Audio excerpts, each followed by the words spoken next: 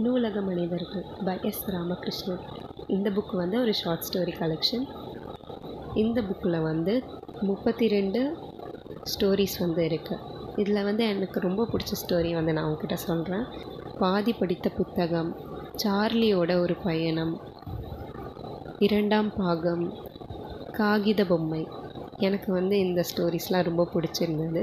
சரி, நம்ம வந்து ஃபஸ்ட்டு இந்த ஸ்டோரிக்குள்ளே போகிறதுக்கு முன்னாடி ஆத்தர் பற்றி பார்த்துடலாம்.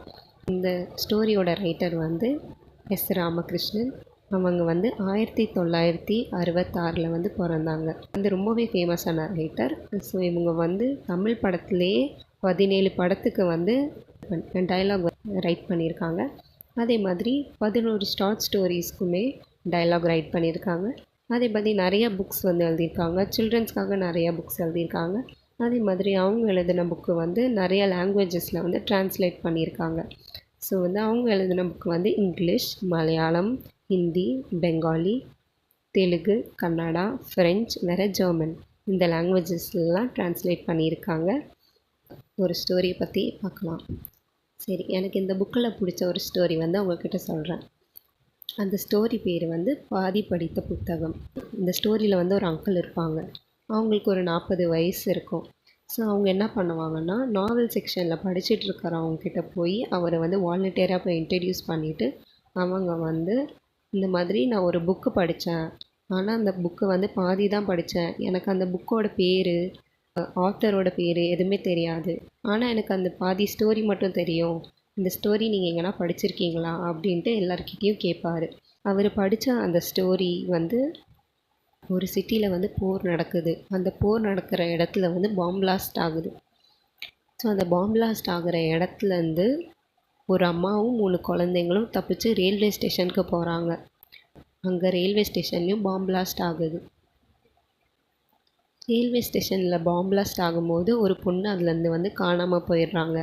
ஸோ அந்த ஒரு பொண்ணை வந்து தேடி போகிறது தான் இந்த கதை. அந்த புக்கை வந்து அவர் வந்து பாதி தான் படிச்சிருப்பார். அதுக்கப்புறம் அவர் வந்து ரிட்டன் கொடுத்துருப்பாரு. அந்த புக்கை வந்து அவர் எல்லா நாளுமே வந்து ஒரு 3-4 வருஷமாக அந்த புக்கை வந்து தேடிக்கிட்டு இருப்பார். இதை பற்றி வந்து ஆத்தர் வந்து அழகாக எழுதியிருப்பாங்க. அவர் இவ்வளோ வயசாகியுமே இந்த பாதி படித்த புக்கை மறுபடியும் படிக்கணும் அப்படின்னு நிறையா பேர்கிட்ட கேட்டு ட்ரை பண்ணார். ஆனால் அந்த புக்கு வந்து அவருக்கு வந்து கிடைக்கல. மேபி அது வந்து ஒரு ஷார்ட் ஸ்டோரியாக இருக்கலாம் அப்படின்ட்டு ஆத்தர் வந்து இதில் வந்து எழுதியிருக்காங்க. அதே மாதிரி இந்த புக்கில் இன்னுமே நிறைய கேரக்டர்ஸ் பற்றி அவங்க வந்து எழுதியிருப்பாங்க. புக்கை படிக்கவே ரொம்ப இன்ட்ரெஸ்டிங்காக இருந்தது. உங்களுக்கும் சான்ஸ் கிடச்சிருந்தா இந்த புக்கை கண்டிப்பாக நீங்களும் வாங்கி படிங்க. அதே மாதிரி இந்த புக்கை வந்து ஃப்ரீயாக ஆன்லைன்லேயும் இருக்குது.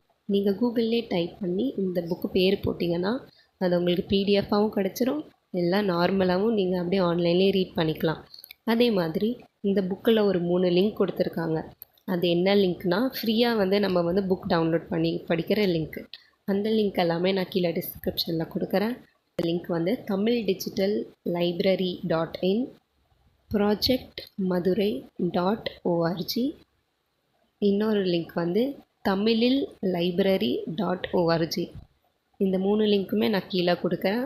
உங்களுக்கு பிடிச்ச புக்கை நீங்கள் அதில் தேடி படிச்சுக்கலாம். கண்டிப்பாக இந்த லிங்க் உங்களுக்கு யூஸ்ஃபுல்லாக இருக்கும்னு நம்புகிறேன். இன்னொரு வீடியோவில் மறுபடியும் சந்திக்கலாம். பாய்.